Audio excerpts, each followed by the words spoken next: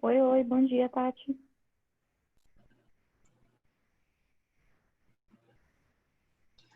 Bom dia, tudo bem? O pessoal está começando a entrar agora na nossa reunião. É para ligar o vídeo? Não, Fernanda, como você prefere seguir a sessão? Talvez sem vídeo do pessoal por agora? Isso, sem vídeo, sem áudio, só o embaixador e a gente com vídeo e com áudio, por favor. Bom dia, embaixador.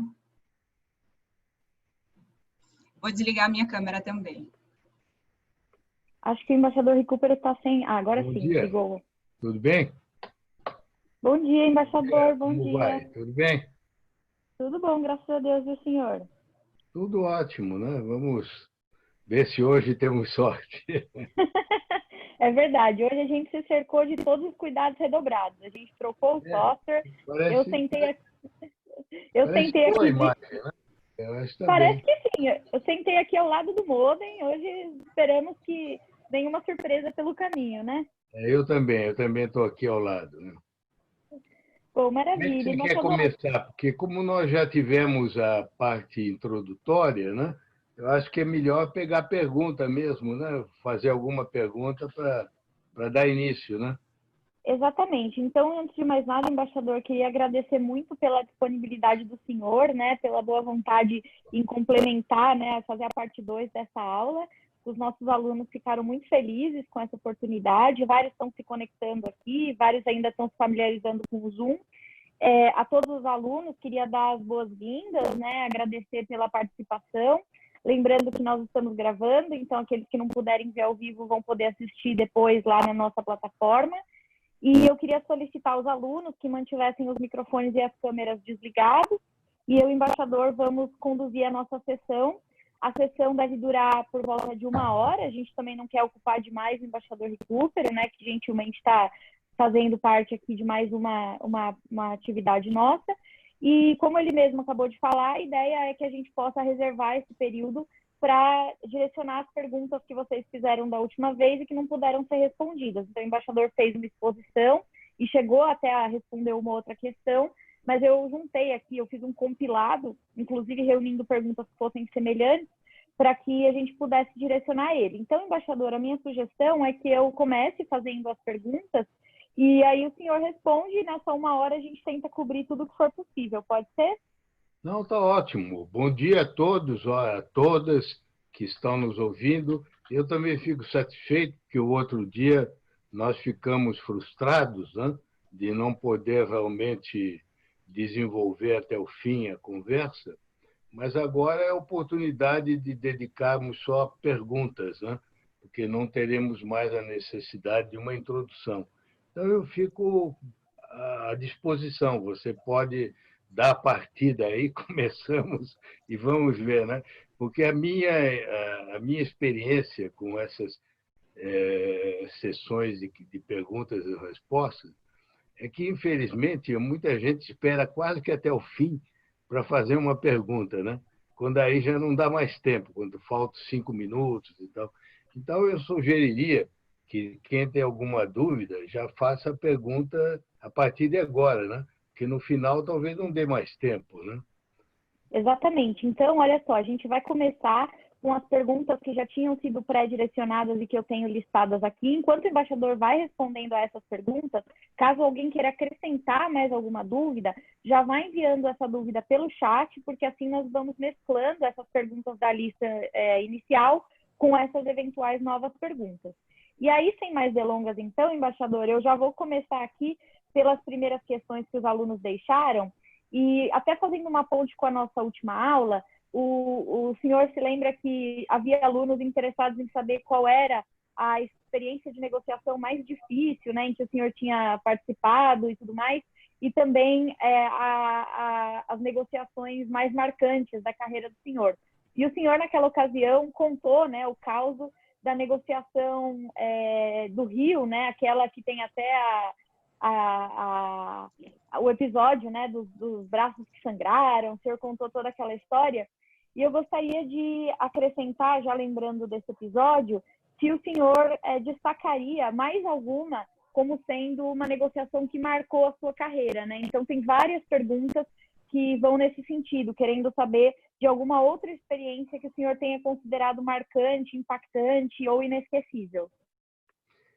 Olha, Fernanda, houve muitas, né? Sabe, porque não tanto por escolha, mas pelo destino, eu acabei tendo uma carreira muito ligada a algumas das mais difíceis negociações internacionais do final do século XX, né? Sobretudo porque, durante quase 4 anos, eu era o representante do Brasil junto ao GATT, né? O precursor da Organização Mundial de Comércio. E aconteceu, por acaso, né, que eu cheguei lá justamente no ano inicial da rodada Uruguai. Você sabe, esses nomes, rodada, até eu vou explicar para quem não tem muita familiaridade, porque ninguém tem obrigação de saber, né? Era um nome que se dava no antigo GATT e também na OMC a uma negociação que, em vez de ser apenas sobre um setor, inclua muitos temas diferentes, né?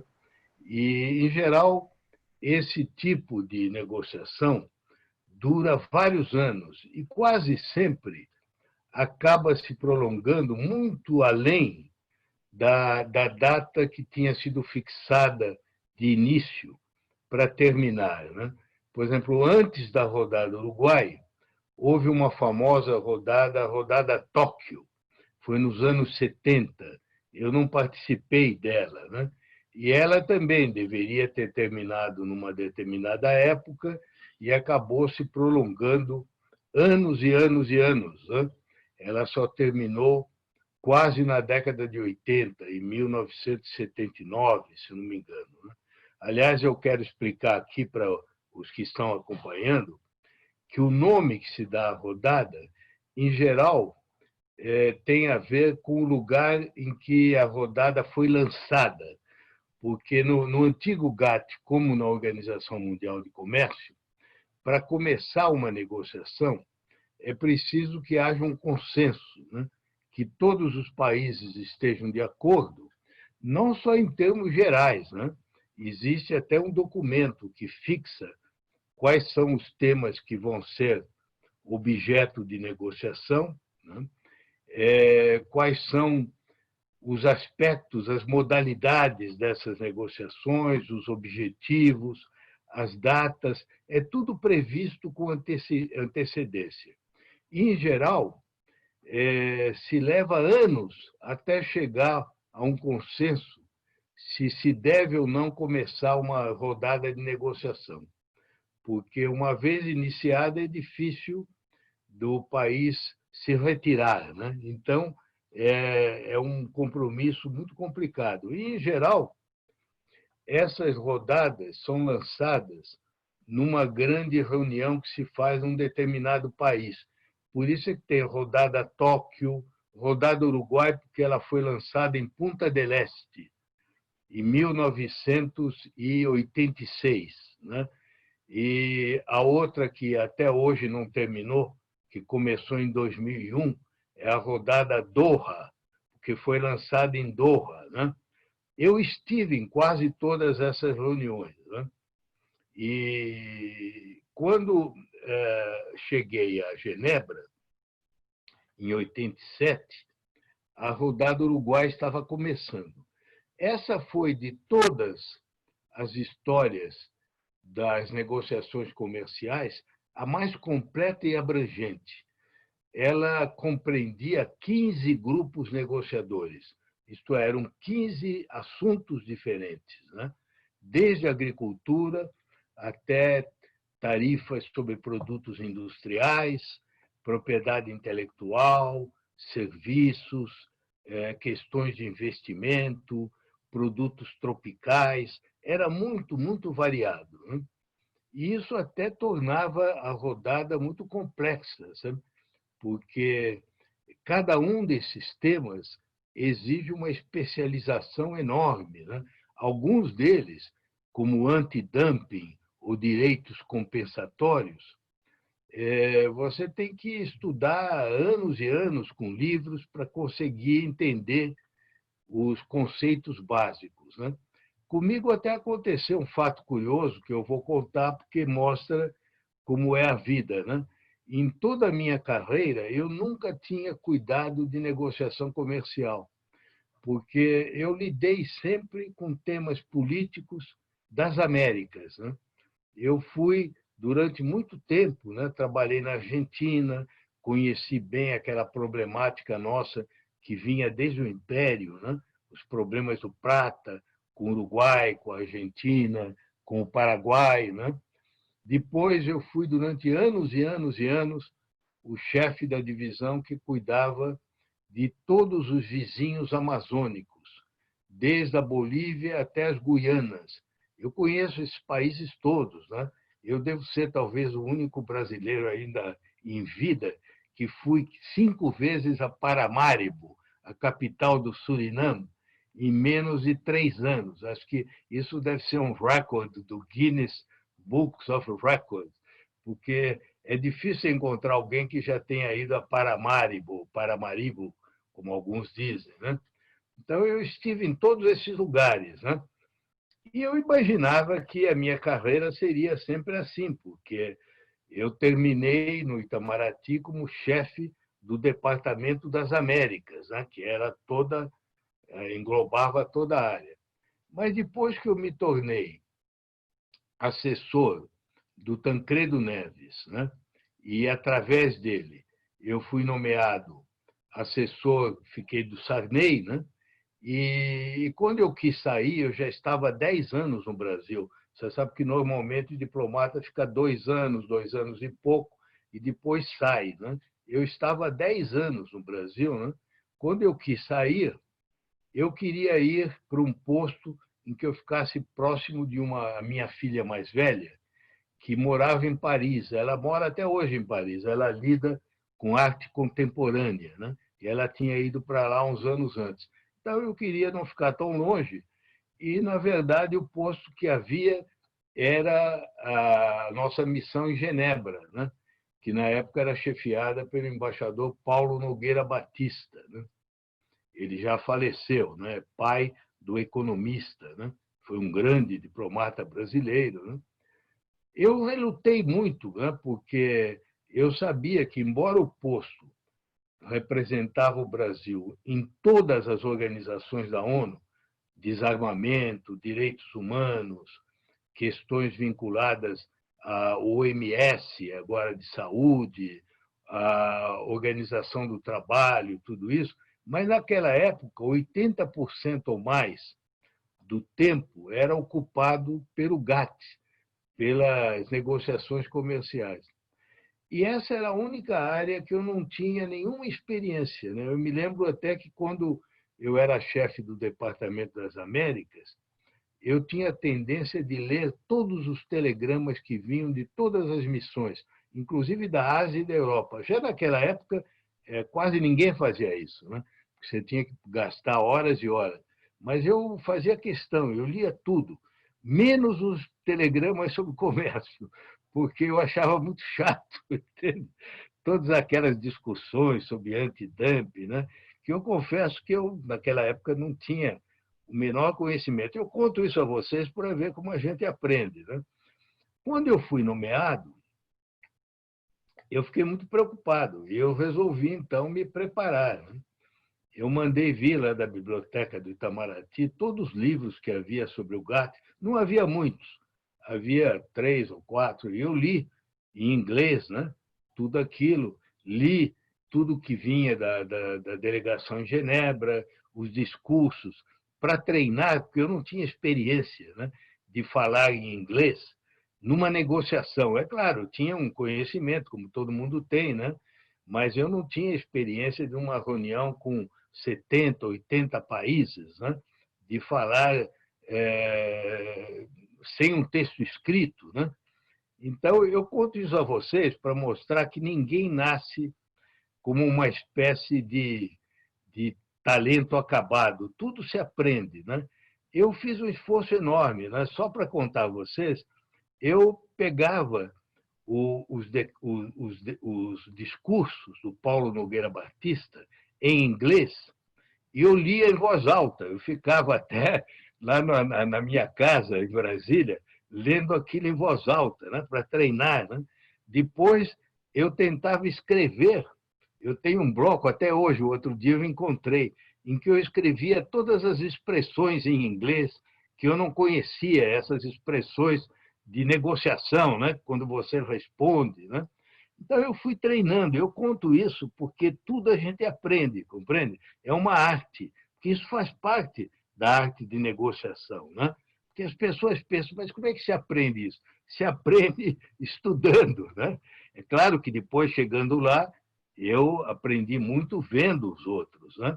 Mas antes de ir, eu já tinha me preparado. Você sabe que me ajudou muito, porque acabou acontecendo que, quando eu cheguei lá, eu descobri que eu era talvez dos poucos lá que tinham lido todos aqueles livros, porque os outros já eram pessoas práticas, né, que tinham aprendido aquilo na experiência. É claro que, na prática, eles sabiam muito mais do que eu, né?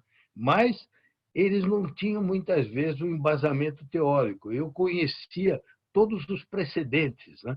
E lá a lei é parecida com a lei americana, é toda na base dos precedentes. Então, muitas vezes, nas negociações, eu dizia, não, mas houve um caso em 1953, o caso tal, e ninguém sabia, entende? E era verdade. Aí o secretariado trazia e disse, não, é verdade, o que o embaixador diz é certo nesse caso e tal.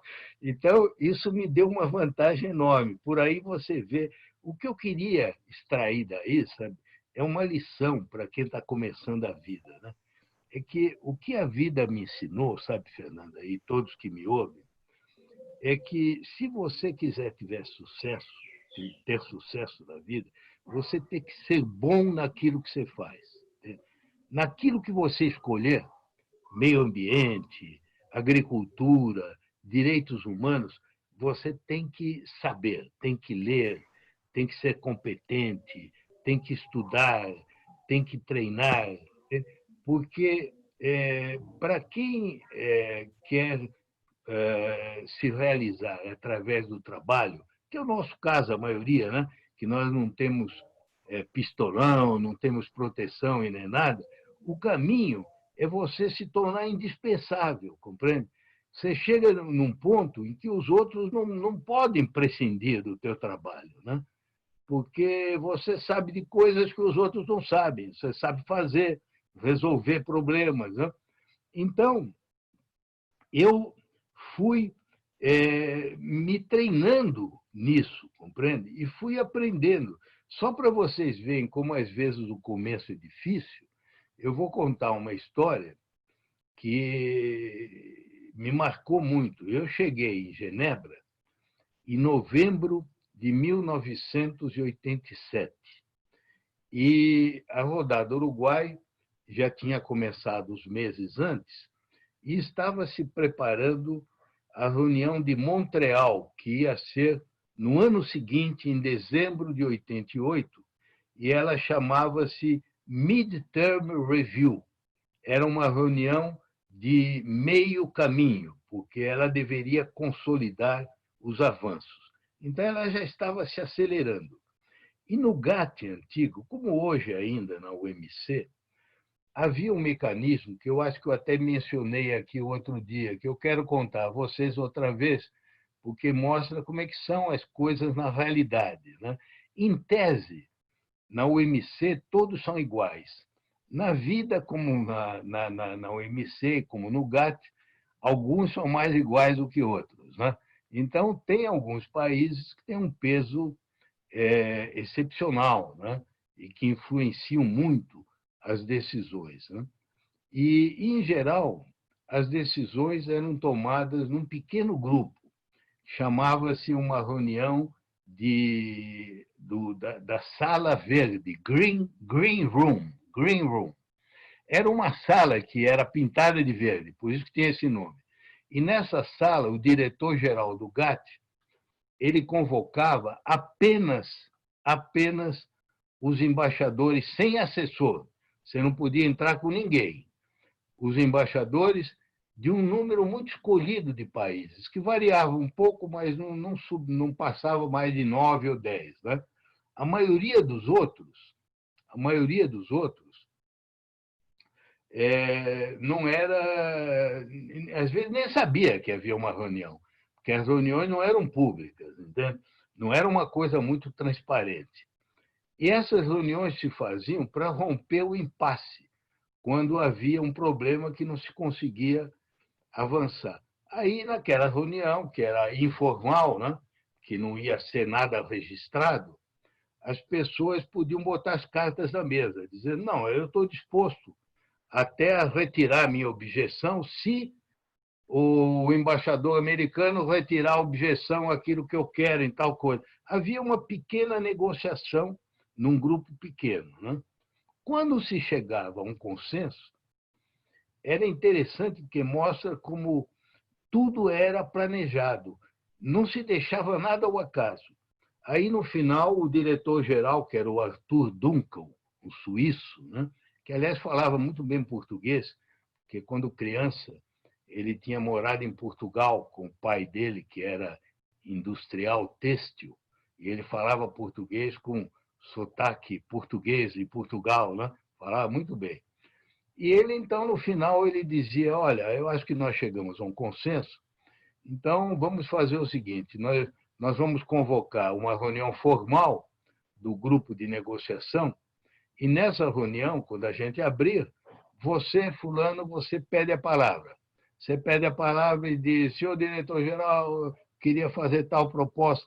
Aí você, fulano, secunda, você toma a palavra e diz, apoio tal proposta. Você, o terceiro, apoia. E aí a gente... Era tudo ensaiado, compreende? Ninguém sabia, né? Você ia lá e era tudo ensaiado. Você sabia exatamente o que você ia fazer. De vez em quando, tinha um desses países que não faziam parte daquele grupo, né? E que levantava uma objeção, né? Que era uma coisa meio inesperada. Dizendo, não, eu não fui consultado, eu não soube nada disso. Então, aí eles ouviam o sujeito e diziam assim, no final, o diretor-geral dizia assim, eu quero assegurar ao distinguido representante de Maldivas ou de São Tomé e Príncipe que as suas ponderações serão devidamente registradas nos anais dessa reunião. Pum, vamos passar ao segundo ponto. E aí era assim mesmo, entende? Era uma espécie de jus esperneandi, você não podia fazer nada. Né? Eu, na primeira reunião que eu fui, que eu tinha acabado de chegar, né? Eu cheguei lá e estava aquele pessoal todo, e eles todos se conheciam, sabe? Quando era uma reunião dessa, era informal, eles iam com roupas assim de clube de golfe inglês, né? Todo mundo de Twitter, e todos se conheciam pelo primeiro nome, né? Alan, John, Joseph. Eu era o único que era formal, que não conhecia ninguém lá, né? Então, todo mundo me olhava assim, porque o meu antecessor era muito temido, né? Porque ele era um homem que defendia aquela posição brasileira da época, né? Que era muito fechada, né? E ele era muito sarcástico, né? Muito inteligente, né? Então, todo mundo tinha medo dele, e ninguém sabia como é que eu era, né? Ficavam me olhando assim, o que é esse bicho novo, né? Que chegou aí, ninguém sabia, né? E aí começou a reunião e eu estava apavorado, porque eu não podia ter nenhum assessor. E olha, eu confesso a vocês que metade da reunião eu não sabia nem o que eles estavam discutindo, porque eles só falavam em siglas, né? Eles falavam, não, porque o TRIMS ou TRIPS, não sei o quê, e eu não sabia o que era. Por exemplo, TRIPS é Trade Related Intellectual Property Subjects, né? TRIMS é Trade Related Investment Measures. E eu não sabia o que significava aquilo, entende? Então eu ficava ouvindo, assim, tentando fazer um ar de inteligente, né? E durante a reunião toda, eu me perguntava, eu tenho que falar em algum momento, porque se eu não falar, eu não vou aguentar ficar aqui, né? Porque eu vou ficar inibido o tempo todo. Em algum momento, eu tenho que falar. Mas eu não vejo o que eu posso dizer, né? Porque a maior parte dos assuntos eu nem sequer sei o que eles estão discutindo. Né? Mas uma hora, por sorte, eles começaram a falar no problema da dívida externa dos países, que naquela época, você se lembra, era um grande problema, né? Para o Brasil, para a América Latina. E isso eu conhecia bem, sabe? Porque eu vinha do, do, do gabinete do presidente, né? Eu tinha acompanhado isso bem. Então, quando eu vi, eu imaginei, né, uma intervenção qualquer, né? Eu pensei assim comigo o que eu ia dizer, tomei coragem, até o fim eu hesitei, mas uma hora eu pedi a palavra, aí o silêncio profundo, né? Todo mundo olhando o que eu ia dizer, né? Porque eu não tinha dito nada. Né? E eu disse um negócio qualquer, não tinha nada de extraordinário, né? Mas foi interessante porque, de repente, quebrou o gelo, né? Quebrou o gelo, porque se eu não tivesse feito isso, eu acho que eu não conseguia nem me manter lá, né? Eu conto isso a vocês apenas para mostrar como é uma negociação. Porque, além de tudo aquilo que você aprende, sabe, uma coisa que é difícil de transmitir é esse lado psicológico. A primeira vez que você está numa reunião em que você é novato, todos os outros se conhecem, né? Que você vê que eles se tratam com familiaridade, né? É como uma criança, né, que é transferida para uma escola e chega numa classe que todo mundo é amigo, né? Só ela que entra lá e ela não conhece ninguém, né? Então como é que vai fazer, né? Então é isso que eu quis contar a vocês apenas para quebrar o gelo de como são essas negociações, entende? Mas Embaixador, aí, parece que o senhor leu a nossa mente, porque as próximas duas perguntas que eu tinha aqui são justamente ligadas a esse tópico que o senhor acabou de fazer a ponte. Tem uma pergunta da Cristiane Lima e outra da Glória Veríssimo, que elas perguntam como lidar com as emoções durante uma negociação, e elas perguntam sobre se o aspecto emocional já o atrapalhou em alguma negociação que o senhor participou, e como o senhor aprendeu a lidar com isso, né? olha, eu estou vendo aí que estão dizendo que é bom sintetizar, porque há muitas perguntas e nós só temos pouco tempo, né? Então, eu vou dizer a vocês, na verdade, não há uma fórmula mágica, né? É preciso, sobretudo, se preparar bem e procurar manter o controle. E, se possível, quando isso é possível, nem sempre ocorre, você ser acompanhado por alguém bem experiente. Se, por exemplo, o caso for que você está começando e não tem tanta experiência, é bom que você tenha alguém do lado que ajude. Né? Isso ocorre em muitas circunstâncias. Né? Por exemplo, eu, quando estava no GATT, durante esses 4 anos, eu acabei sendo eleito para ser presidente de vários órgãos do GATT. Né? Eu acabei presidindo os dois órgãos mais importantes do GATT, o Conselho dos Representantes, que se reúne todo mês, e as partes contratantes, que é o cargo mais elevado, mas que só se reúne poucas vezes. Né? E essas reuniões, às vezes, são traiçoeiras, entende? Porque há embaixadores que conhecem muito bem o regulamento, né, e que são extremamente maliciosos e que criam armadilhas para o presidente. Né? No meio de uma negociação que está tudo mais ou menos encaminhado, eles levantam uma questão que ninguém estava prevendo. Eles dizem, não, porque o regulamento diz, no parágrafo tal, que não se pode fazer isso. Bem, aí o que salva, e foi o que me ajudou muito, eu tinha sempre ao meu lado, um funcionário do GATT, que era um homem que estava lá desde a fundação, sabe? Aliás, era um americano Quaker, chamava Stuart Robinson, né? Um homem de uma grande integridade, né? E sabia tudo. Então, enquanto você estava falando, ele me passava um bilhetinho. Ele dizia assim, olha, diga a ele que não é isso aqui. Eu, na hora, matava a coisa, né? Então, você vê, qual é o segredo? Se preparar, antecipar as coisas, não é? Ter o anteparo de alguém que conheça bem tecnicamente, você não pode ser apanhado, digamos, de surpresa. Eu vou só dar um exemplo de como se preparar é importante, para vocês verem como isso é fundamental. Quando eu estava lá no GATT, houve um caso célebre, que até hoje nos anais do GATT é recordado. Entende? O Brasil, com a Índia, eram dois países que resistiam à introdução dos temas novos, que eram propriedade intelectual, serviços e investimentos. Os americanos queriam muito entrar nessa questão da proteção das patentes, e nós alegávamos que isso era assunto da Organização Mundial de Propriedade Intelectual, que não tinha nada a ver com o GATT. Eles queriam, porque o GATT é uma organização que pode aplicar punições, sanções, né? Costuma-se dizer no mundo internacional que o GATT tem dentes, ele pode morder. As outras organizações não podem morder. Entende? Então, o que os americanos queriam era morder aqueles países que eles achavam que não protegiam. Né? Então, como o Brasil se opunha muito, o que é que eles fizeram? Eles resolveram nos pegar por um aspecto que era da nossa legislação doméstica. O Brasil, naquela época, não reconhecia patentes nem para remédios, nem para processos de fabricação. E ele estava no direito de fazer isso, porque não havia nenhuma legislação que obrigava, na época, a reconhecer.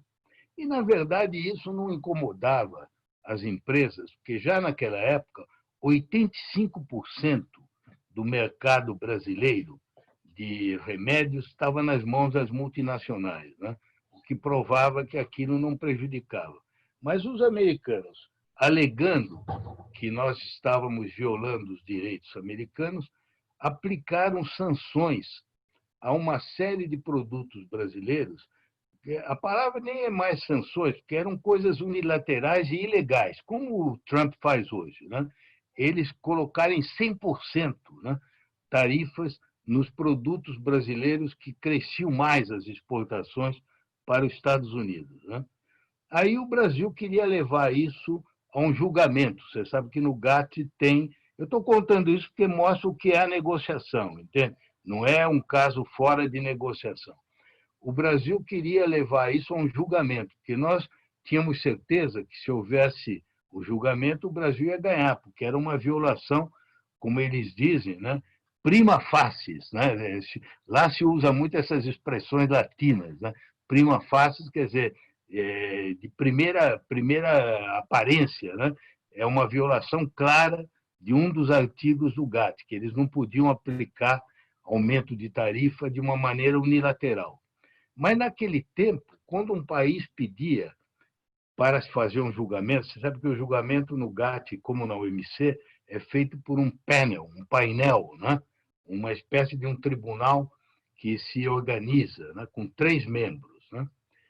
Hoje em dia, existe um automatismo, mas naquela época não havia. O país que era objeto da queixa podia resistir, né? E os americanos, todas as reuniões que a gente fazia, era uma vez por mês, eles alegavam alguma coisa e não aceitavam. Né? Então, eu vendo que a coisa estava se perpetuando, estava ficando muito grave, o que é que eu fiz? Eu estou contando isso a vocês porque mostra o que é uma tática que você prepara. Né? Primeiro, eu pedi ao Itamaraty que, antes de cada sessão do Conselho, os embaixadores brasileiros em todos os países importantes fizessem gestões junto aos governos para que, quando houvesse a reunião e o Brasil apresentasse a sua queixa, os outros não é que nos apoiassem em substância, mas eles deviam dizer que o Brasil devia ter o direito, pelo menos, de que a coisa fosse julgada. Né?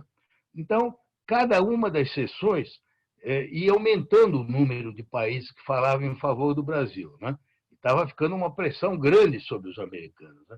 Quando eu vi que estava chegando no ponto exato, já eram umas 3 sessões que tinham passado, eu calculei que, na próxima sessão, os americanos iam fazer alguma coisa, né? Ia haver alguma reação deles.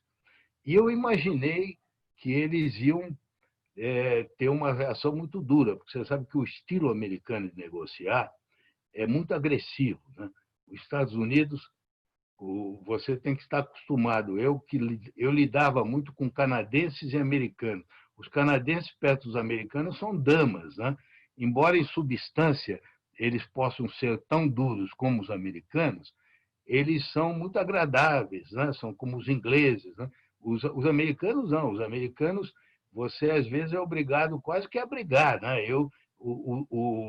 Me perguntaram se eu deixei, se algumas vezes eu perdia as estribeiras. De fato, perdi com um colega meu que chamava-se Michael Samuels, era o USTR, o chefe da delegação americana.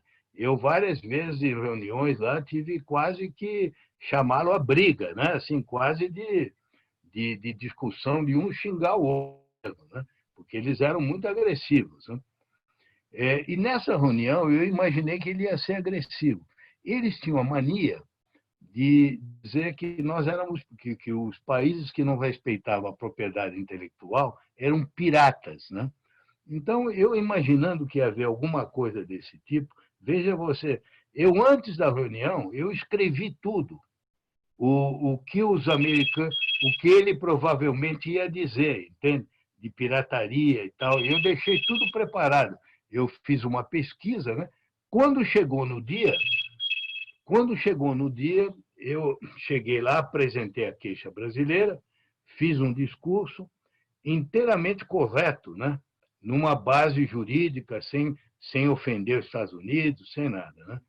Ele aí, na resposta, começou a responder bem, e, num certo ponto, ele disse assim: vocês não devem dar atenção a proclamações altissonantes de fidelidade ao multilateralismo feitas por piratas, né? E era isso que eu estava esperando. Eu, na mesma hora, levantei o nome do Brasil, né? E pedi o direito de réplica, né? Eu já tinha preparado, né? Mentalmente. Eu disse: olha, eu queria dizer ao meu colega americano, e aqui todos os colegas que estão me ouvindo, que ele nos chamou de pirata, né? Eu queria lembrar a ele que o Brasil nunca praticou essa velha arte da pirateria, né? A não ser na condição de vítima, né? Nós fomos vítimas de piratas, mas os piratas, como é que eles se chamavam?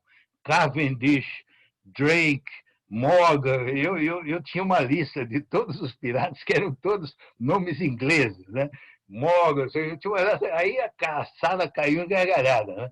Eu disse assim: vocês estão vendo por esses nomes que a arte da pirataria é praticada por eles, né? Não por nós. Nós e os hispano-americanos sempre estivemos no fim da linha como vítimas, né? Eles é que são os piratas, né? Aí ele tentou dizer alguma coisa e eu rebati, aí ele ficou acuado e teve que ceder, né? Aceitou o pênalti. Mas eu conto isso por quê? Porque eu imaginei antes, que antes da reunião, por isso é que eu dizia a vocês, como é que você se prepara? Às vezes você não consegue adivinhar, mas muitas vezes você imagina, né? Mais ou menos o que vai acontecer. Então é isso, você tem que se preparar, nunca ser apanhado desprevenido numa coisa dessa, entendeu? Maravilha. Embaixador, a gente tem aqui duas perguntas que se conectam. Uma é da Maria Amanda Souza e a outra é da Stephanie Brown. A Maria Amanda pergunta o seguinte: ela gostaria de saber qual aspecto o senhor acha que mais atrapalha no sucesso de uma negociação. Então, qual é aí o gargalo que o senhor identifica como algo que mais atrapalha? E a Stephanie pergunta, no início da carreira do senhor, se o senhor teve algum problema em lidar com a timidez e se teria alguma dica nesse sentido. Olha, eu começo pela segunda, porque, na verdade, você sabe, eu pessoalmente sou tímido do ponto de vista social. Muita gente talvez não acredite nisso, mas eu sempre fui. Até hoje, eu não gosto muito de vida social, né? Por exemplo, o aspecto da vida diplomática que menos me agradava era essa parte, né? Por exemplo, quando eu era embaixador em Washington, eu muitas vezes tinha por dia 3 coquetéis e depois um jantar. E não há nada mais penoso do que você ir a um coquetel que você não conhece ninguém, né? Que você chega lá e vê que todo mundo está em grupinhos conversando e você não tem muito como passar a pertencer a isso, né? Então, eu confesso a vocês que isso me pesava bastante, né? Eu não tinha muito essa facilidade. Tem gente que não, né? Que tem aquela autoconfiança, chega nos lugares, não era meu caso. Por isso mesmo é que eu, para compensar isso, eu procurava muito me preparar, isso que eu contei, né? Eu escrevia antes, né? Por exemplo, essa minha fala sobre os piratas, eu tinha escrito. Eu não li, né? Porque eu já tinha memorizado, mas eu tinha escrito, né? Por quê? Porque como eu sabia que eu não teria a presença de espírito na hora, eu me preparei, né? Então, eu diria a você que a questão da timidez é como as emoções, né? É uma questão que você controla e você tem que procurar sempre nessas horas se dizer a você mesmo, olha, não sou só eu, eles também estão preocupados, né? Afinal de contas, existe um lado um pouco de representação. O embaixador Vasco Leitão da Cunha, que foi um grande diplomata e na juventude tinha sido ator de teatro amador, uma vez ele me disse, diplomacia é representação, porque diplomacia é um pouco isso, você tem que ter um pouco de ator, né? Por isso eu acho até muito bom para quem quer fazer uma carreira em negociações, em coisas assim, ter um certo gosto pelo teatro amador, sabe? O teatro amador ajuda muito, porque obriga você a representar papéis, né? E obriga você a subir no palco, né? Então, eu acho muito importante a pessoa que tem essa inibição procurar fazer certos exercícios e, se for um caso muito, muito grave, pedir até uma ajuda profissional, né? Você sabe que existem hoje terapias que ajudam uma pessoa a enfrentar as questões de timidez. Eu já assisti até, e até participei de eventos dos Estados Unidos em que existem testes para as pessoas, né?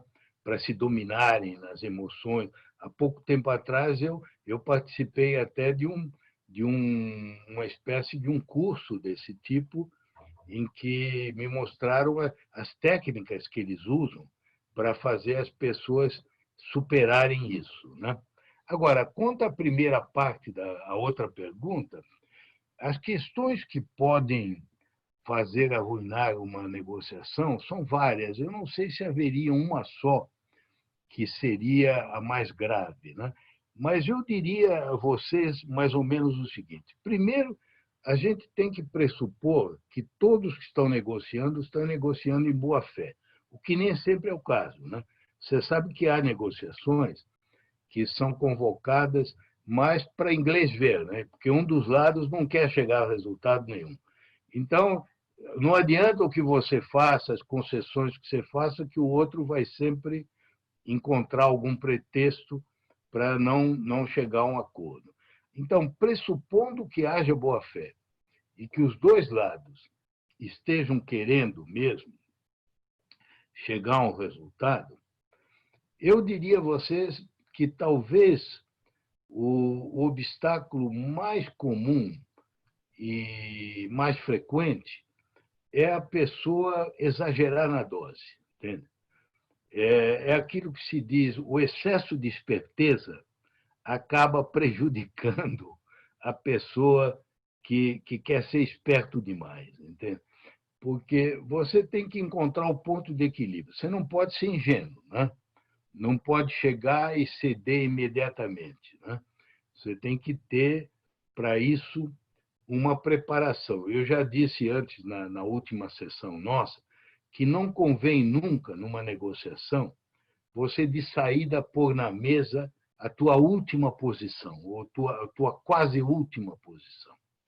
Em todas as negociações, o negociador experiente, ele tem uma margem daquilo que ele pode conceder.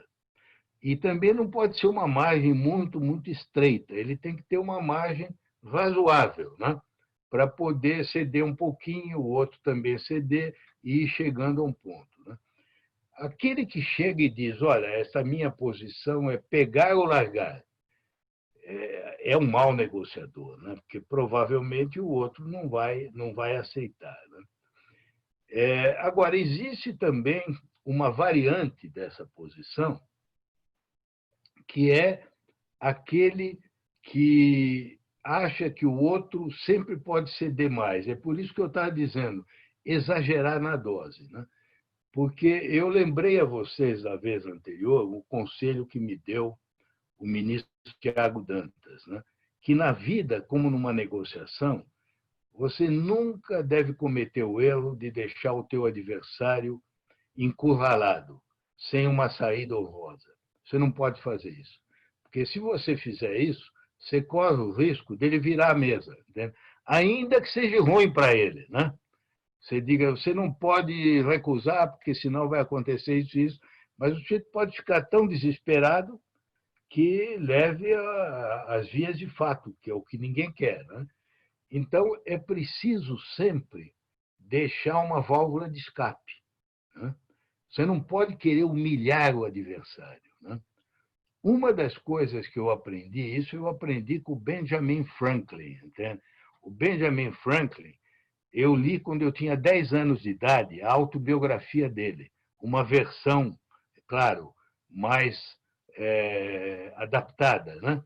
Mas você sabe que o Benjamin Franklin dava muitos conselhos práticos para quem queria vencer na vida, sabe? E é uma coisa extraordinária. Eu posso até mandar para você depois, para passar a todos, porque eu tenho um trabalho que nunca foi publicado, que era para ser a introdução à tradução da autobiografia no Brasil. Mas, no fim, a editora não levou adiante o projeto e eu fiquei com o trabalho. Eu vou mandar a você, você pode mandar aos outros. Porque ele dá conselhos muito práticos, né? E muito astutos, né? Ele dizia o seguinte, uma das piores coisas numa discussão, isso se aplica a qualquer negociação, né? É você usar expressões muito categóricas, né?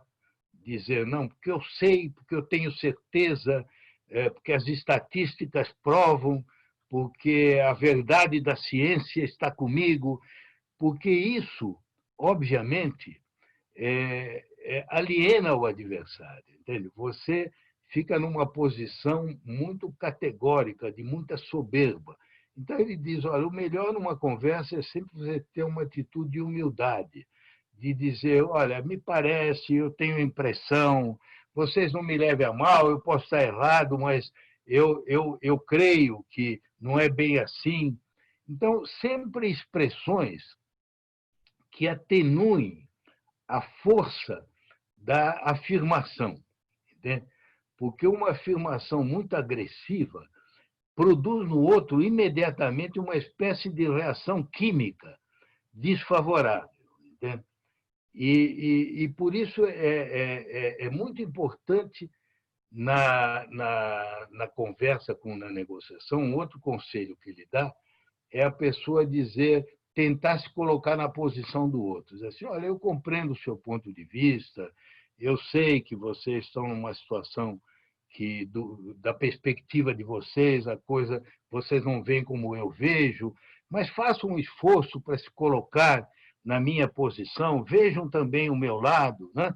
É sempre expressões desse tipo que levam a um acordo, né? O Milor, né, o nosso grande humorista, né, que já morreu, ele tinha um decálogo, que eu não me lembro agora inteiro, mas se vocês entrarem, talvez você deve encontrar na internet. Ele dizia 10 maneiras de acabar com uma discussão. Ele diz, uma das maneiras é dizer assim, as estatísticas provam o contrário. Quer dizer, aí acabou a discussão. Ou então o outro diz assim, as estatísticas não provam nada. Então, também aí acabou a conversa, né? Então, esse tipo de afirmação não se deve fazer, porque é definitivo e aliena, né? Aliás, o Franklin, que era muito habilidoso, ele está na origem de grandes iniciativas coletivas, né? Por exemplo, foi ele que inventou a ideia do matching fund. Por exemplo, você pede doações para fazer uma biblioteca e diz assim, fulano de tal vai doar 20 milhões, né? Se nós conseguirmos igualizar isso nós todos, né? Então, você já tem aquela ideia que se nós conseguirmos reunir um grupo, o outro lá já garantiu que entra com 20 milhões. Né? Agora, ele fazia o seguinte, toda vez que ele procurava as pessoas, porque ele está na origem da fundação do primeiro hospital de Filadélfia, da primeira companhia de bombeiros voluntários, né? Da primeira biblioteca circulante, da Universidade da Pensilvânia, foi tudo ele que fundou. E ele dizia o seguinte, nunca apresente a ideia como uma ideia sua, porque senão o outro não vai querer levar a brasa para a tua sardinha. Você tem que dizer o seguinte, olha, eu estou aqui como representante de um grupo de pessoas que eu acho que o senhor também pensa, a senhora pensa como nós. É um grupo de pessoas que está sentindo que a comunidade está precisando de um college, né? Que nós não temos. E nós queríamos a sua ajuda, né? Para também se juntar a nós, né? Porque não é do nome de ninguém, não é fulano, ciclano e beltrano, é uma obra coletiva. Né? Ele dizia, olha, é a única maneira, porque se você apresentar, olha, eu tive uma ideia genial, brilhante, vamos fazer isso, ninguém vai querer, entende? Por que vão querer te ajudar? Então, nas negociações, tudo isso se aplica, compreende? Essa ideia de que você tem que procurar ir adivinhando o bottom line. Né? Agora, isso é uma arte, né? É um pouco como jogar pôquer, né? Eu não sei porque eu não jogo pôquer. Né? Eu nunca joguei cartas na minha vida. Eu não sei nem segurar um baralho, né? Você sabe? Na minha família, eu sou uma negação. Quando as crianças querem jogar, eu não sou capaz. Né? Eu não tenho ideia, não sei o valor das casas, não sei nada. Né? Então, mas as pessoas têm que ter aquela intuição, né? Porque você também não pode, para usar as palavras famigeradas do nosso general, você não pode esticar a corda demais, né? Maravilha. Embaixador, eu tenho 4 bloquinhos aqui, que seriam as últimas perguntas. Será que a gente consegue passar pelos 4? Faça todas, que aí eu falo tudo. Maravilha. Tem alguns angustiados aqui achando que a gente não vai ter tempo para responder as perguntas deles, então já ficam mais tranquilos. Se for preciso, a gente estica um pouquinho, viu? Maravilha. Bom, o próximo bloquinho é um bloquinho que tem a ver com negociação internacional e particularmente com a realidade dos países em desenvolvimento, né? A Sarah Golfman diz o seguinte, que ela tem uma pergunta sobre a OMC, a rodada Doha, e com a experiência de negociar no GATT, qual o senhor vê como maior obstáculo para as demandas dos países em desenvolvimento para conseguir um acordo? E isso conecta com a pergunta da Glória, que diz o seguinte, no caso de uma negociação em que um país tem desvantagem em relação ao outro, como ele pode agir, né? Como fazer para ser escutado, se a posição é desfavorável? É só isso? Tem mais alguma? Nesse bloquinho são essas duas. Aí depois os outros bloquinhos têm outras perguntas de outro tipo. Tá bom. E olha, rapidamente, no caso das negociações, a gente nunca pode esquecer que o diferencial do poder pesa, compreende? Então, países muito poderosos, é claro que levarão sempre uma vantagem. Nunca se pode imaginar que haverá um equilíbrio perfeito de resultados quando há um desequilíbrio de posições. O que se tem que procurar fazer é reduzir o desequilíbrio. Agora, não há dúvida que um país como os Estados Unidos, que tem um grande mercado, né, e tem um grande poderio econômico, ele tem muito mais força numa negociação do que Honduras, por exemplo, né, que tem um mercado pequeno. Né? Os Estados Unidos terá sempre muito mais peso. Por isso, uma das regras importantes é que as negociações sejam multilaterais, porque o multilateralismo dilui a vantagem do poder. Por isso que os americanos querem sempre a negociação bilateral, porque eles querem usar a vantagem que eles têm. No multilateralismo, dilui. Entende? Não é que não exista, é claro que pesa sempre, né? E aí, no multilateral, se busca um equilíbrio, mais ou menos, de concessões. Os países em desenvolvimento, para reduzir em poucas palavras, eles sempre pedem, e têm razão para isso, que os desiguais sejam tratados desigualmente. Porque é a mesma coisa que acontece na vida da sociedade, né? Aquela história, o liberalismo extremado, de que todo mundo é igual, independente da fortuna, do poder, da situação na vida, é impossível, né? Porque é como você dizer, olha, num contrato de trabalho, são absolutamente iguais, tanto o magnata que tem $1 trilhão, como o trabalhador que, se não aceitar o contrato, vai ter que dormir debaixo de uma ponte. Não são iguais, né? Obviamente não são iguais, né? Então, você tem que procurar tratar com mecanismos para equilibrar.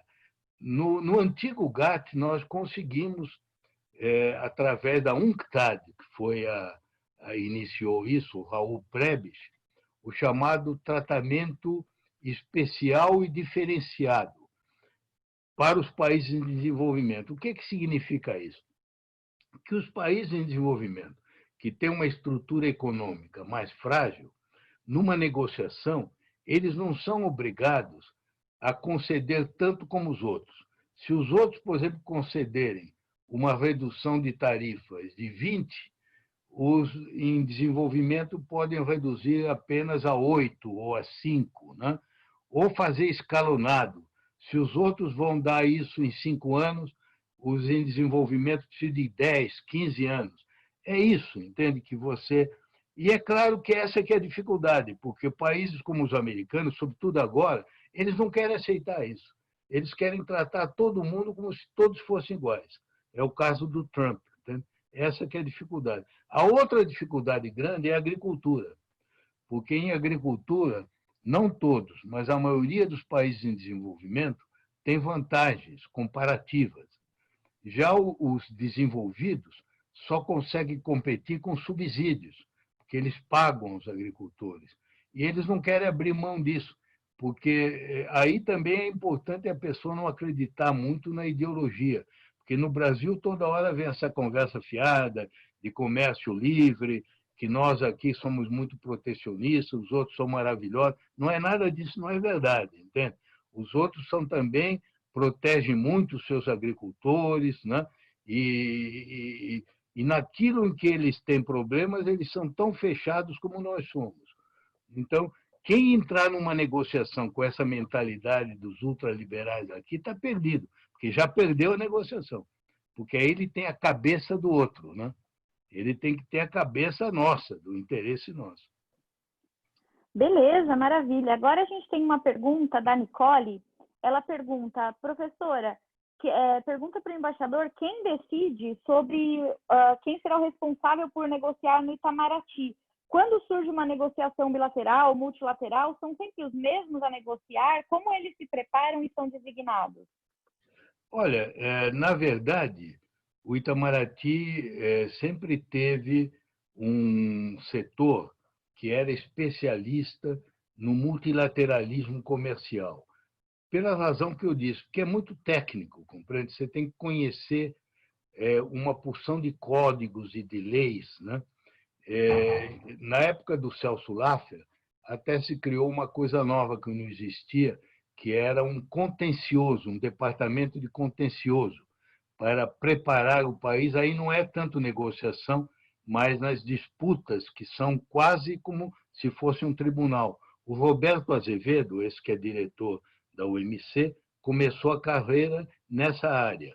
Havia outros, como o embaixador Clodoaldo Huguenet, que você conheceu, saudoso embaixador, já morreu, que era um grande especialista nas negociações do GATT. Então, eles é que normalmente levavam adiante as negociações. Mas não era uma coisa fechada, tanto assim que eu contei a minha história, né? comecei já como negociador-chefe, sem ter nenhuma experiência prévia, né? Eu tive que aprender on the job training, né? Então, como vocês veem, não é. Agora, é verdade que tem setores lá que são especialistas, não só em OMC, tem outros setores que são especialistas em União Europeia, né? Outros no Mercosul, porque cada um desses acordos requer uma especialização que é fundamental, né? Você tem que estudar. E aí é o que eu disse a vocês no início, e que eu repito outra vez. Se você quer vencer na vida, seja bom naquilo que você for fazer. Se você for para o Mercosul, aprenda tudo sobre o Mercosul. Se você for para negociar comércio e meio ambiente, aprenda tudo sobre aquilo. Entende? Você tem que saber tudo. Não pode ir só na base da intuição. Entende? Embaixador, agora a gente tem duas perguntas que são perguntas que conectam negociação com a atual conjuntura aqui do Brasil. A primeira pergunta diz o seguinte: com relação ao atual governo brasileiro, quais são os principais desafios para a negociação internacional e para conseguir bons acordos? E complementando essa pergunta dos desafios, a Bianca Pontes pergunta o seguinte: o senhor poderia comentar sobre o atual alinhamento do Brasil com os Estados Unidos a partir da estratégia de bandwagoning e como isso afeta as negociações comerciais do Brasil com a China e outros países emergentes? Então, é um compilado aí de estratégia de negociação com as diretrizes da agenda brasileira do momento. Tem alguma outra pergunta ou são as últimas? Não, tem essas duas e aí depois um último bloco com outras duas que são de encerramento. Tá bom. Então, vamos ver. Olha, as duas perguntas têm a ver com a situação atual, né? E aí eu vou fazer uma pequena introdução a vocês, que é a seguinte. Em política externa, o ponto de onde se deve partir sempre é uma visão adequada da realidade internacional, uma visão realista do que ocorre no mundo e uma visão também do teu próprio país e dos interesses que o teu país tem naquela realidade internacional. Então, por isso que é muito importante ter uma percepção correta da realidade. Ora, nós sabemos que hoje a política externa brasileira está nas mãos de um grupo que obedece à orientação ideológica, né? Que vê o mundo como sendo o cenário de uma conspiração contra a civilização judaico-cristã, os valores da civilização judaico-cristã. Esse grupo acha que ele simplifica a realidade internacional nesse sentido. Acha que há uma conspiração contra a cultura judaico-cristã, que há forças obscuras como o globalismo da ONU, né? O climatismo, né? O marxismo cultural, que querem promover a ideologia de gênero, né? O reconhecimento do casamento gay. Então, essa é a filosofia que, infelizmente, move a política externa. É uma visão do mundo, eu não preciso dizer a vocês, que é uma realidade virtual, que não existe, né? A não ser na cabeça deles. Né? Eu não quero nem ofendê-los, né? Mas são pessoas que vivem num mundo que não tem muito a ver com a realidade atual. Né? Então, eles veem esse mundo dessa maneira. E, nesse mundo, eles olham o Trump e os Estados Unidos, aí já vê a segunda parte, como o paladino da defesa do Ocidente. Coisa que deve surpreender o próprio Trump, né? Porque, como vocês sabem, o Trump é um pilantra. Né? Ele só tem um interesse na vida, que é ele mesmo. Né? Ele só tem um interesse na vida, é ganhar sempre, é um megalomaníaco, né? Um indivíduo narcisista, né? É um sujeito assim, um malandrão, né? Você vê até o relacionamento dele com mulheres e tudo, né? Não tem moral nenhuma, né? No entanto, esse pessoal diz que ele é o baluarte da civilização cristã. É claro que eles estão sendo ingênuos, né? Por exemplo, sabe aquele dia que ele fez aquela fotografia na frente da igreja, lá em Washington, depois das comemorações, com a Bíblia? Ele estava com a Bíblia de cabeça para baixo. Os senhores disseram, não, vira a Bíblia. E nunca abriu a Bíblia, né? Mas esses sujeitos acreditam, né? Que ele é o pai dos crentes e tal, e acreditam nessas balelas, né? É claro que se você partir disso, tudo mais é errado, né? Tudo mais é errado. Porque aí não é uma visão realista do mundo, não é? E como é que você vai apresentar os interesses brasileiros nesse panorama? Vamos parar para pensar. Quais são os interesses brasileiros? O Brasil é hoje um país, ele é ameaçado por alguma força militar estrangeira? Não é, né? O Brasil não é vizinho da China, como é o caso do Vietnã, né? Da Malásia, tem aquelas disputas, né? Dos mares do sul da China, né? O Brasil não está na área em que a Rússia impõe a sua pata de urso, né? Ucrânia, Geórgia, né?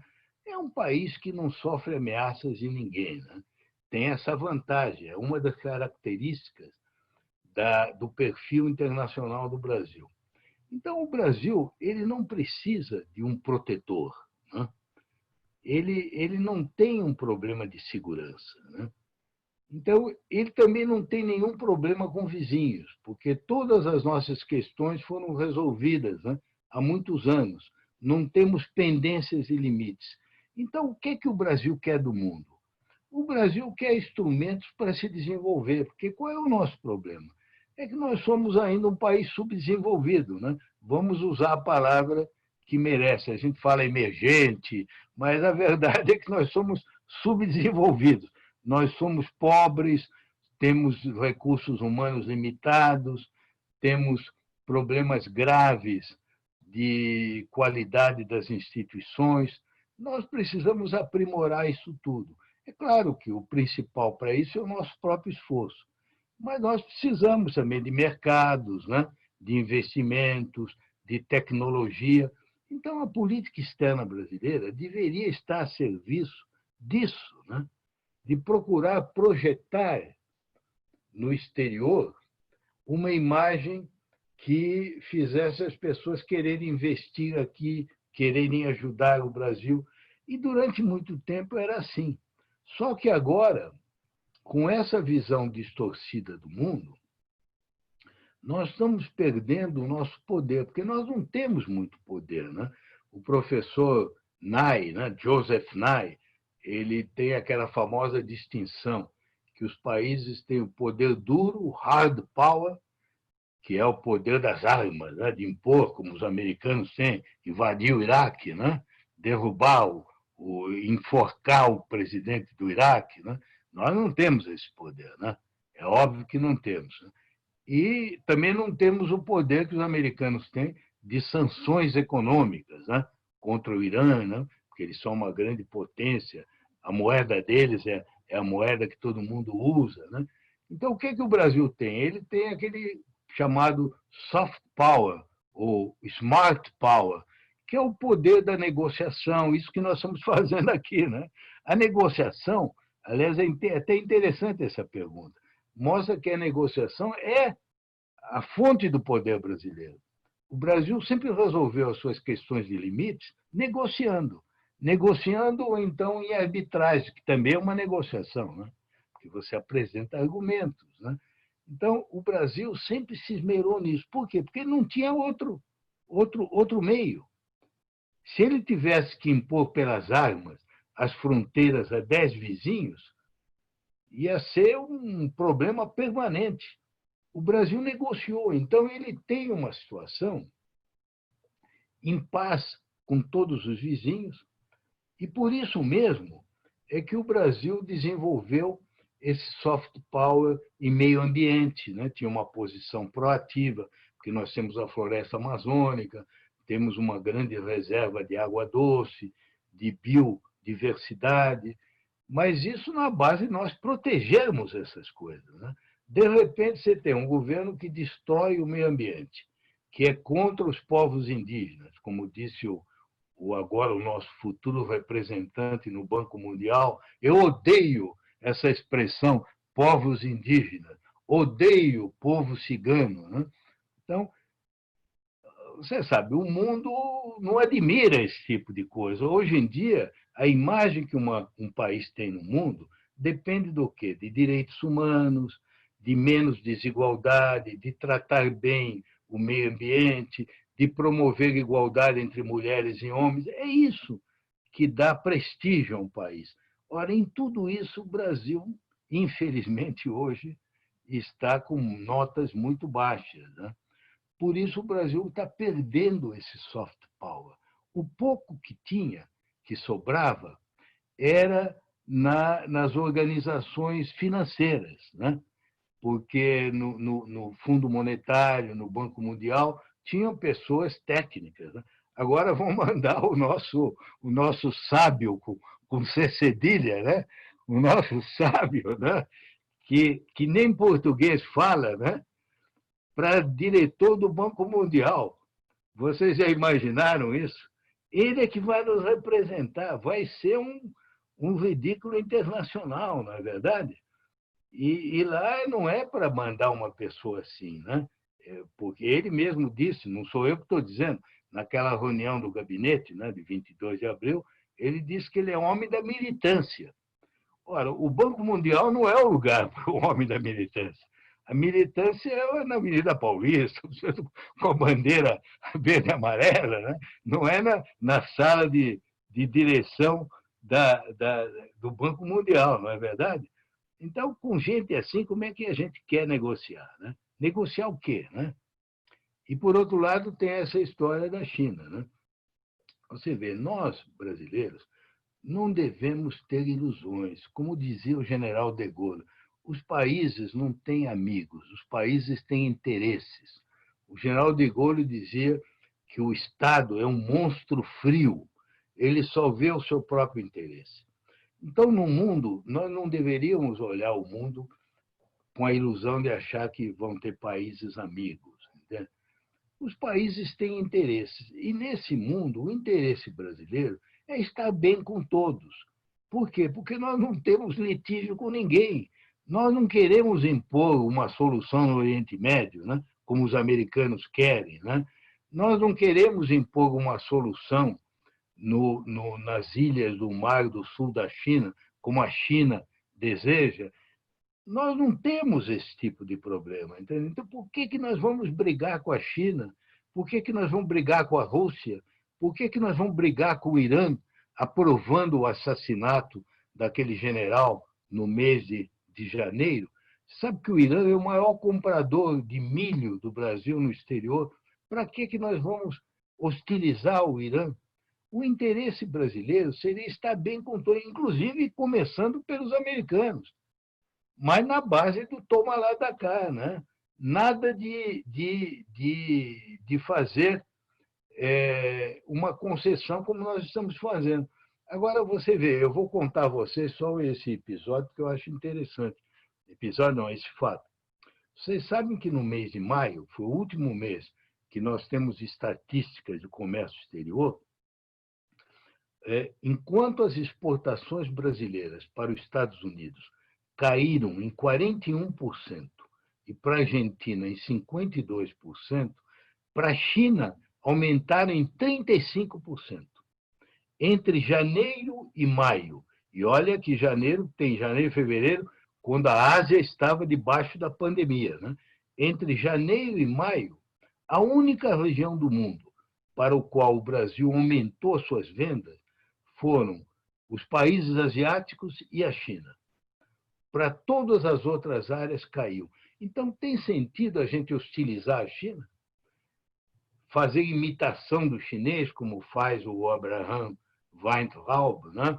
Ou tratar os chineses com palavrões, como o presidente e o Guedes, naquela reunião, você sabe que se referiam à China com uma palavra que não é difícil vocês imaginar qual é, porque está com uma tarja preta, mas tem 5 letras. Então, começa com M e tem 5 letras. Então, todo mundo pode adivinhar o que é que eles estavam falando da China, né? Então, tem cabimento insultar assim um povo que é o único que nos dá um saldo comercial? Então, você vê, eu estou dando esses exemplos que mostram que nós estamos dando, não é que estamos dando um tiro no pé, nós estamos metralhando os pés, né? O tempo todo com esse tipo de atitude, né? Quais são as perguntas agora? Embaixador, as 2 últimas perguntas, e a minha sugestão é que depois dessas respostas, a gente possa todos abrir a câmera e fazer uma foto. Infelizmente não pode ser presencial, mas pelo menos virtualmente, né? Para que a gente guarde o registro desse encontro. Faremos depois da pandemia presencial. É verdade. Bom, as 2 perguntas, elas são até nesse espírito de um certo encerramento. O Matheus Costa pergunta o seguinte: se o senhor poderia recomendar uma leitura acadêmica ou não que tenha ensinado ao senhor algo importante na sua trajetória como negociador e como diplomata. E, além dessa sugestão de leitura, tanto o Rafanelli quanto a Glória perguntam que conselho o senhor daria para os futuros diplomatas, que mensagem o senhor deixaria e alguma coisa que o senhor acha que seria importante qualquer um que quer ser um bom negociador saber para o futuro, para a vida. Olha, sobre as 2 questões. Eu penso que, para ser um bom negociador, é bom se preparar e estudar. Eu já disse aqui que hoje em dia há cursos sobre isso. Há cursos e há livros. Eu não tenho propriamente o nome de um livro para recomendar, porque nos Estados Unidos hoje, em geral, esses cursos de negociação são de natureza muito diferenciada. Vocês sabem que negociação tem para tudo. Por exemplo, tem uma especialização que é negociação com terroristas que capturam reféns, né? Você sabe que tem, é um curso complicadíssimo, né? Para mostrar a vocês como é um tipo de negociação muito peculiar. Eu não quis entrar aqui quando eu falei na vez anterior, porque eu supus que vocês tivessem discutido isso no curso, propriamente dito. Mas você sabe que a arte da negociação tem muita analogia com a teoria da tomada de decisão, a Decision Making Theory, né? Que hoje em dia, uma teoria que se estuda em livros, porque antigamente se imaginava, né, de uma maneira um pouco ingênua, né, que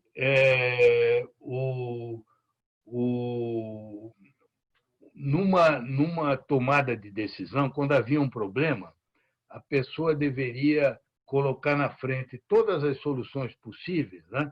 Digamos, 10 soluções possíveis, examinar cada uma, o custo e o benefício, e depois chegar à conclusão de qual era a melhor, maximizar. E hoje em dia se sabe, na base de trabalhos de psicólogos americanos, que, na verdade, na vida real, é difícil você ter essa possibilidade de tranquilidade, de poder ver todas as questões, porque normalmente os problemas, sobretudo aqueles problemas que se apresentam sob forma de crises, eles vêm com um elemento de premência do tempo muito grande. Então não dá muito tempo, não dá para você ficar dias e dias e dias pensando em todas as soluções, maximizar a teoria. Então, o que chegou à conclusão é que, na tomada de decisão, o que predomina é a chamada racionalidade limitada.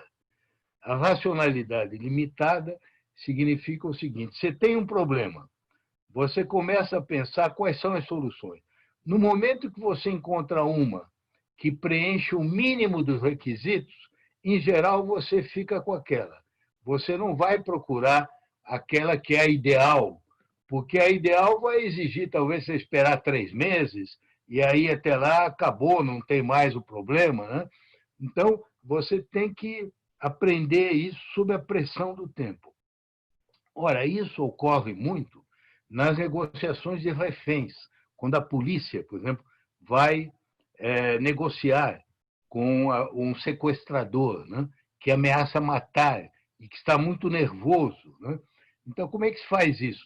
Tem um tipo de curso para isso. Eu não vou falar disso, é claro, porque nós aqui não vamos entrar para o FBI, né? Tem até um filme sobre isso, né? No Netflix, você deve ter visto, né? Que conta como é que eles desenvolveram essas tecnologias, né? Mas não é o nosso caso, nós não vamos ser negociadores de reféns. E tem outras negociações que são para diversos tipos. Hoje em dia existe, por exemplo, um curso de negociador para problemas privados. Eu até falei nisso, quando tem problemas de família, né? Heranças de família. Né? A pessoa negocia com o marido, com a mulher, com os filhos. Né? Tem diversos tipos de negociação. Eu conheço melhor as negociações comerciais, porque eu estive mais envolvido nessas, né? Ou então políticas. Essas negociações comerciais, hoje em dia, se aprendem com casos, inclusive com simulações. A Fernanda conhece isso, porque ela tem feito, inclusive, né? Você faz uma simulação. A simulação significa a gente tomar da vida real um caso real, né? Pode ser até uma negociação comercial que ocorreu, e ter entre os estudantes uma distribuição de papéis. Um representa um lado, o outro representa um segundo, um terceiro lado, né? E ver como é que eles vão negociar. E aí tem todas aquelas regras que a gente conhece, né? Do dilema do prisioneiro, enfim, de todas aquelas técnicas que são utilizadas. Eu não vou falar nisso porque seria impossível esgotar. Mas quem, por exemplo, quiser se especializar, deve entrar na internet, porque há cursos de negociação, inclusive online. Né? Eu, não, hoje em dia, já não estou precisando fazer mais isso, né? Mas quem precisar pode encontrar.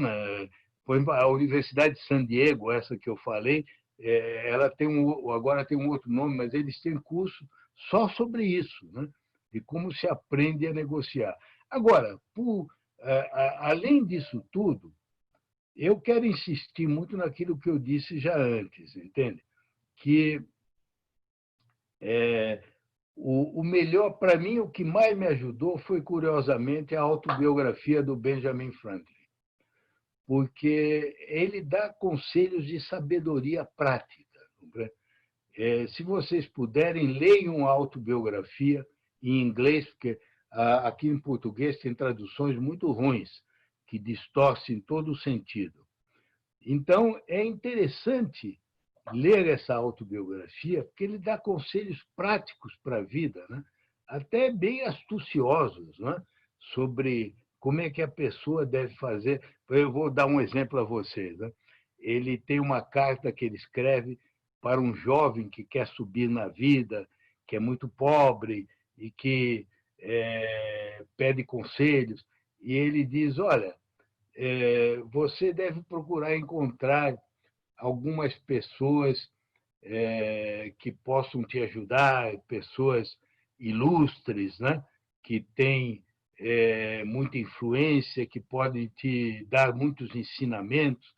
Para isso, para você estabelecer uma relação com eles, você não deve querer fazer um favor para eles, você deve pedir para eles te fazerem um favor. Porque você não vai poder fazer favor nenhum a eles. Mas você pode dizer, olha, eu gostaria muito que o senhor me ajudasse a entender o seu livro tal, né? me explicasse naquela... Porque aí é que você vai cativar. Ele tem todos esses truques psicológicos. Entendeu? Então, eu aconselho vocês a lerem o Benjamin Franklin, que me ajudou muito. Agora, finalmente, um conselho final, né? Que é a última coisa que eu vou dizer. A gente tem que encontrar nisso também o ponto de equilíbrio entre a esperteza e os princípios morais. Entendeu? Eu estou dizendo isso tudo a vocês, mas vocês não devem perder de vista que o importante na vida é ter integridade. Ter integridade. Mesmo na negociação. Uma coisa que eu aprendi com o ministro Guerreiro, né, que foi ministro do Itamaraty, foi um grande diplomata, ele dizia o seguinte: ao contrário do que se diz, o diplomata não deve mentir, porque muita gente diz que a definição de diplomata é daquele indivíduo que mente em favor do seu país.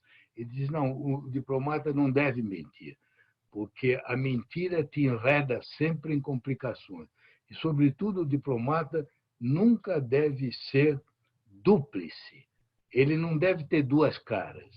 Ele não pode, numa negociação, criar para o outro negociador a impressão de que ele é bonzinho, ou que ele vai aceitar certas coisas só para ser simpático, porque cedo ou tarde vai chegar uma hora na negociação que vai ter que botar as cartas na mesa e vai se ver que não era verdade.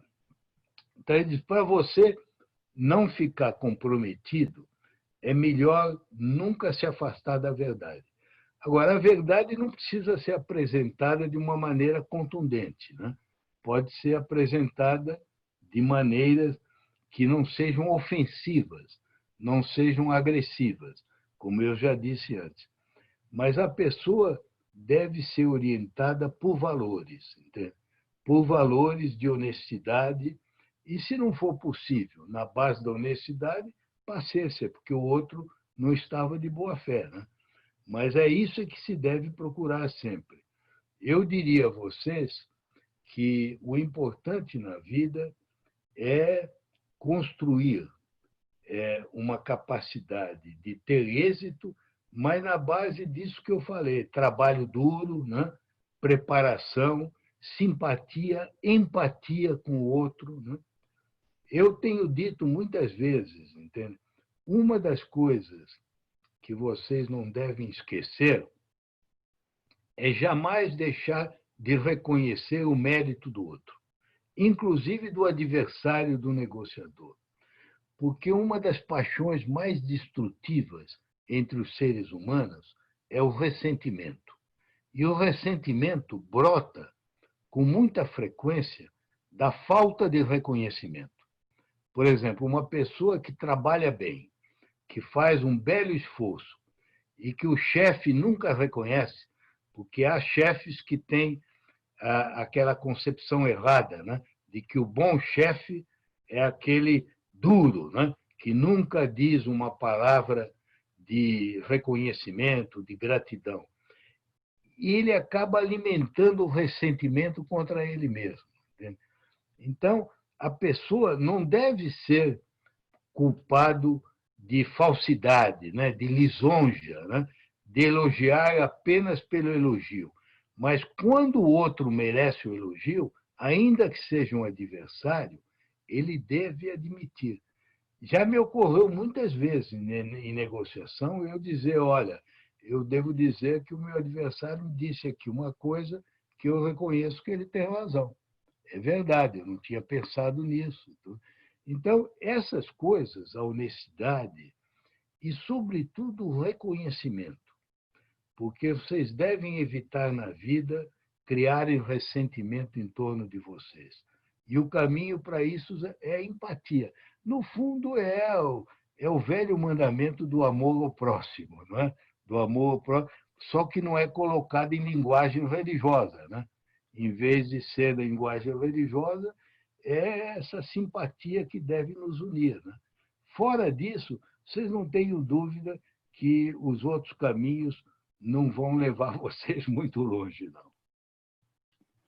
Bom, eu não tenho nem palavras para agradecer pelo tempo e pela disposição, pela generosidade do embaixador Recupero. Eu sou privilegiada na vida porque, entre outras coisas, tenho a chance de conviver com ele quase diariamente, né, há pelo menos 10 anos, e ter a chance de trazer essa oportunidade para outras pessoas, né, dividir um pouquinho do que é o Rubens Recupero com mais gente, é, no mínimo, uma missão de vida, né? As pessoas precisam saber quem é essa figura incrível, né, e de uma humanidade absoluta, além de tudo, né, além de um dos melhores e mais importantes intelectuais que a gente tem no Brasil, uma das melhores pessoas, sem dúvida, que esse país já produziu. Então, embaixador, muito obrigada de coração. Pessoalmente, eu agradeço, e também em nome da Global Atitude e do nosso curso, dos nossos alunos. Queria dizer que, sem dúvida, o senhor aqui hoje plantou muitas sementes, né, e estimulou muitas pessoas a seguirem adiante. Então, conte sempre conosco e muito obrigada, viu, pelo tempo do senhor. Eu não tenho outra coisa a dizer que não essa expressão de gratidão nesse momento. Olha, Fernanda, eu estou lendo as mensagens que estão mandando. Eu quero agradecer a todas, né? Todas e todos, em geral todas, porque quase todas são, eu estou vendo, e eu sou muito sensível, viu, a vocês dizerem isso, é muito generoso. Eu posso dizer a vocês que é sincero, eu desejo realmente que vocês sejam felizes e que tenha servido para algum objetivo útil, né? Vamos fazer, então, a fotografia, né? Vocês querem? Como é que faz? Vamos fazer a fotografia. Eu queria pedir a todos os nossos alunos que abrissem as suas câmeras, assim a gente consegue vê-los, e aí eu faço... Caprichem aí no visual, olha só quantas moças bonitas. Vamos lá, deixa eu esperar todo mundo abrir aqui as câmeras. Realmente, um curso de muito mais moças do que moços, hein, embaixador? Acho que o futuro é feminino mesmo. Mas é bom que seja assim, né? Você sabe que eu tenho 3 filhas e 3 netas, né? E sou sempre... Eu sempre disse isso, vou dizer com absoluta sinceridade. Você já me ouviu falar isso, né? De todas as ideias, forças de transformação do mundo, os direitos humanos, o meio ambiente, a promoção da igualdade, a mais importante, a que terá consequências mais profundas no interrelacionamento das pessoas, é a promoção plena da igualdade entre mulheres e homens, em todos os sentidos. Não apenas, como se diz, em salários, em oportunidades, mas em tudo, na relação interpessoal, entende? Inclusive nas tarefas, na divisão das tarefas domésticas. A Marisa está rindo, ela está aqui perto, ela diz que eu ainda tenho muito a aprender nisso, né? Mas a verdade é isso que transforma o mundo, né? Eu nunca esqueço de uma reunião que uma vez eu estive em casa do Michel Candesu, que era o diretor do Fundo Monetário na França. Ele fazia, de vez em quando, umas reuniões de amigos, de pessoas que falavam sobre os grandes problemas mundiais, né? E era antes do ano 2000. E nós estávamos discutindo quais seriam as razões de esperança depois do ano 2000, né? E ele, então, disse uma coisa interessante. A maior razão de esperança é justamente o fato de que, pela primeira vez na história, a humanidade está começando a perceber o erro que cometia de não utilizar uma metade do cérebro, que era a metade feminina, né? E que agora isso vai transformar o mundo, né? Porque é uma outra história, né? A emancipação feminina, né? Em todos os sentidos. Eu acredito nisso firmemente, sabe? Aliás, a gente viu na pandemia, né, que os países que se saíram melhor foram países como a Nova Zelândia, né, a Noruega, a Finlândia, né, a Merkel, né, onde as primeiras ministras eram mulheres, né? Nos países governados por machões, nós estamos vendo os resultados, né? O Trump é aqui embaixo, né? Aqui no South of Rio Grande, né? Nós estamos vendo os resultados, né? Verdade. Bom, pessoal, vamos fazer uma foto, então. Todo mundo dá um sorriso. Espera aí, deixa eu só fechar aqui para não aparecer o nosso chat aqui na conversa. Então, no 3, hein? Todo mundo sorrindo. Olhem para a câmera, não esqueçam de olhar para a câmera e não para a tela, senão vocês ficam todos mesmos. É só esses 3 ou tem outros? Não, ainda tem. Não, tem um monte aqui, ó. Acho que o senhor deve estar numa disposição de câmera que não está vendo. A gente tem quase 30. Acho que são 24 participantes. Onde é que estão os outros? Eu acho que se o senhor clicar na exibição de galeria, vai aparecer o resto. Eu mando a foto para o senhor depois, para o senhor ver como a gente ficou bonito. Então, vamos lá, hein, pessoal? Todo mundo, 1, 2, 3 e... Mais uma para garantir, vamos lá, peraí, para ver se ninguém piscou. Deixa eu só salvar aqui. 1, Marisa 2, 3 está dizendo e... que você está muito bem, Fernanda. Tá aqui ao lado. Manda um beijo para ela, viu? Tô com saudade. Ela está aqui ao lado, apenas não quer aparecer na câmera. Senão ela participava da foto com a gente. Não, depois, tira a foto.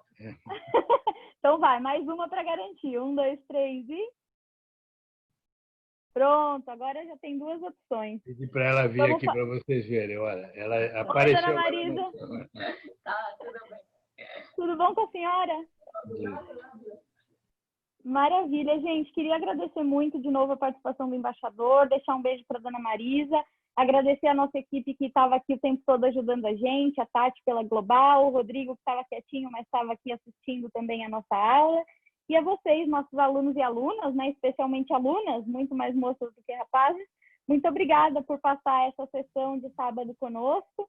Queria de novo agradecer ao embaixador e desejar que todos tenham um ótimo dia, um lindo final de semana e que fiquem todos muito bem, que a gente possa passar com saúde por todo esse momento difícil e que a gente possa se encontrar pessoalmente, quem sabe aí, numa atividade presencial no futuro. Tá bom? Então, um beijão aqui de São Paulo para todos vocês de diferentes regiões do Brasil. Embaixador, um beijo, muito obrigada. Obrigado, hein? Muito obrigado. Foi ótimo. Tudo bem. Um beijo. Tchau, tchau. Obrigado, tchau.